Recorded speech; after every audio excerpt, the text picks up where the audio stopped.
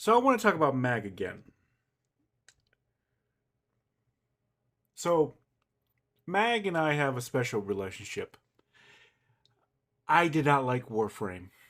I was ready to drop Warframe after my friends introduced it to me. But then I said to myself, if I can take one aspect of this game that I absolutely hate and work on it and then change it so that I like it, then I can do it to anything in this game. That was my thought process. And I absolutely hated Mag. And here I am, 4 years later now. I'm still playing the game. Not only that, but if you look at my profile,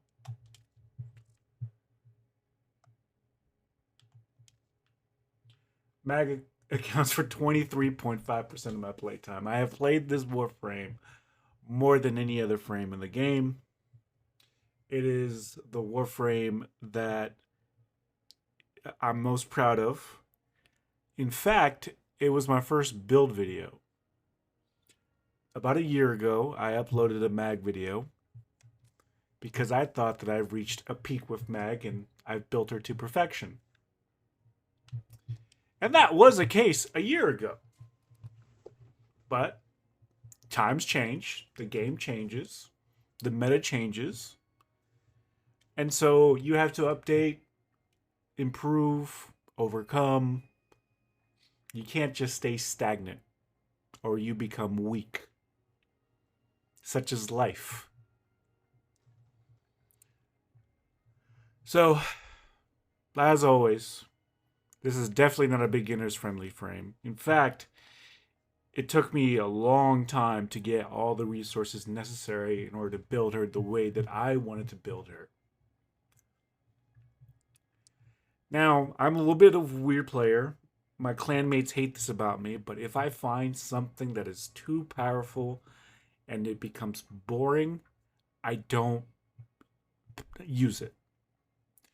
Which is why I'm telling you now that I'm not using any Hemlith abilities on her, but you can. If you replace Pull with Breach Surge, the damage scales infinitely. If you put Surging Aqua Blades on her, there's infinite punch throughs on those Aqua Blades, and it does infinite damage. And it becomes boring. I had a Hemlith ability on her. I believe it was probably Breach Surge at the time. And I remember I polarized a bunch. I magnetized a bunch of enemies.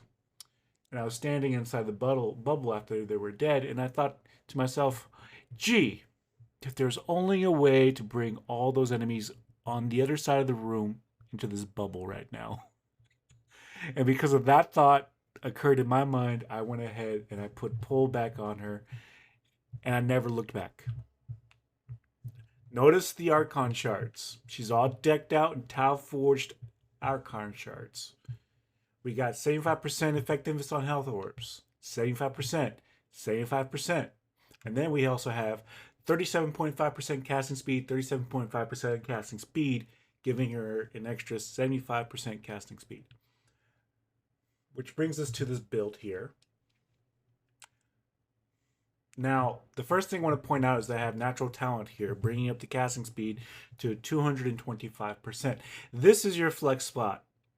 If you feel like 225% is not needed, then that's your prerogative. But to me, Warframe is the stuff that's on paper is just as important as the stuff on how you feel. This Warframe to me feels better at 225% casting speed than it does without.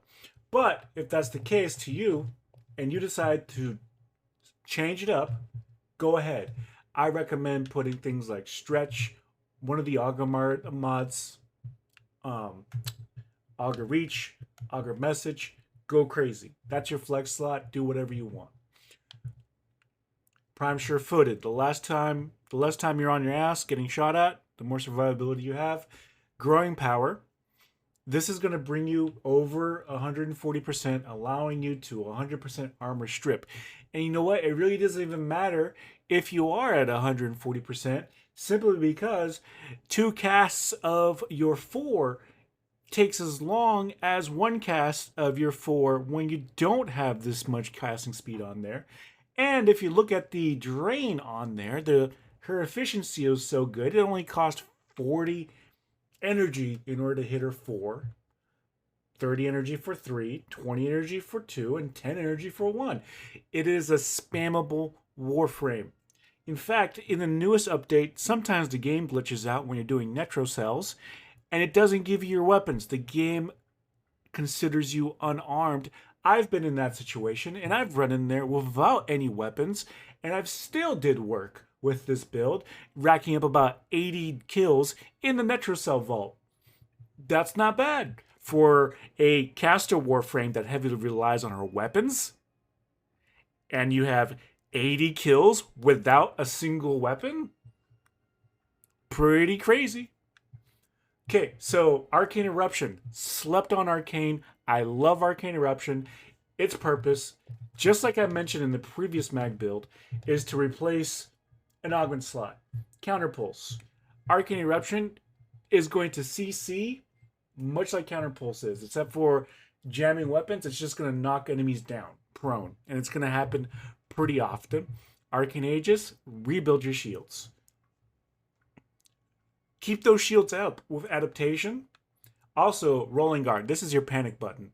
If you get yourself a little status, Toxin proc maybe, boom, roll. Get yourself some invulnerability, and you cleared the status proc. And then Factor and Crush, Magnetized Discharge, Fleeting Expertise, Pride and Continuity. It's all self-explanatory. They did change how companions worked recently, which has made me rework this build a little bit. Energy generator on the Death Cube. That way you get extra energy orbs. Keeps that Arcane Eruption going, and it keeps you energized. Spam your abilities more. Contagious Bond is what I changed and put it on here. Because with Mag's armor stripping, it spreads status effects, and honestly, outside of Steel Path, this by itself has nuking potential. Reinforced Bonds is pretty nice if you decide to use a weapon that has more than one bullet in the clip, unlike me. And Mag's 4th will always have the Death Cube have overshields. Basically, we're looking at Energy Generator, Contagious Bond, Guardian, and then Shield Chargers. Those are the most important ones. Do whatever else you want. You don't have to do it like this 100%, but I do recommend it. The Vertiglass is what I'm using. This is the best Sentinel weapon by far. It's like having a Galaxian at your side. I have it modded for radiation just so that it gives me extra CC. The Exergis build has not changed since last time. That's the Riven, if you care. I usually use the Spirix with her. No Riven mods for this. It still slaps.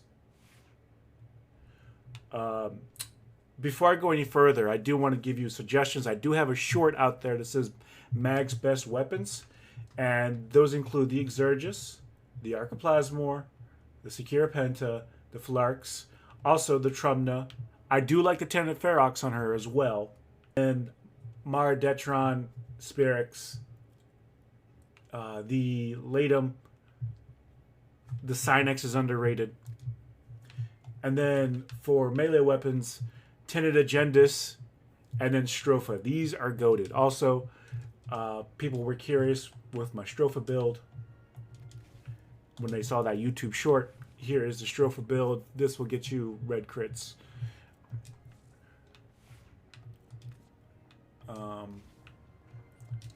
This is the Agendis build.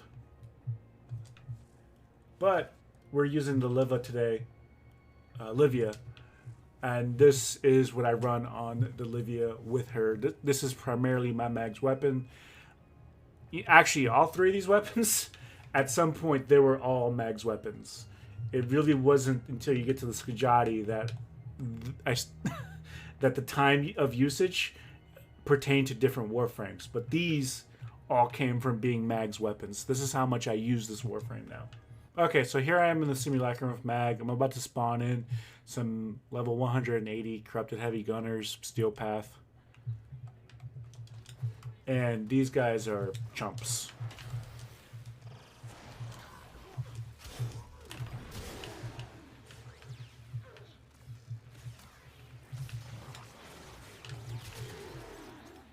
Now, I want you to know that there's multiple ways to play this Warframe. You can play this Warframe like most people do, which is cast bubble, shoot gun, kill, kill, kill.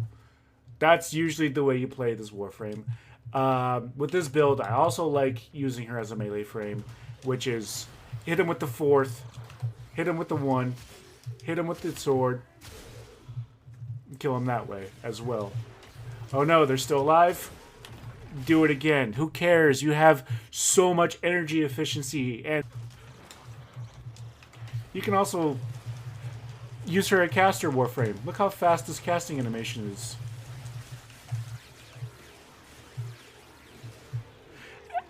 You don't need weapons.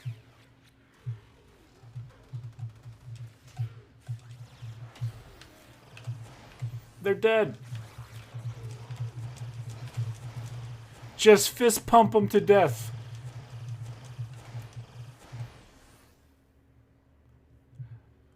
It's fantastic. If it wasn't for this Warframe, I wouldn't be playing this stupid game. I would have moved on to something else. Probably would have been doing my 100th playthrough of Dragon's Dogma. But no, they had to make this stupid Warframe. They had to make her better with every update. And morons are MR10s are sitting there going, "Oh man, she's trash. I put 1,000,000 health on her with 1,000,000 armor and she still dies." Because they don't know how to play this Warframe. In fact, I wish she didn't even exist. I probably would have been married by now. Had a kid, gotten promoted. But no, all I do is work and I play this stupid Warframe.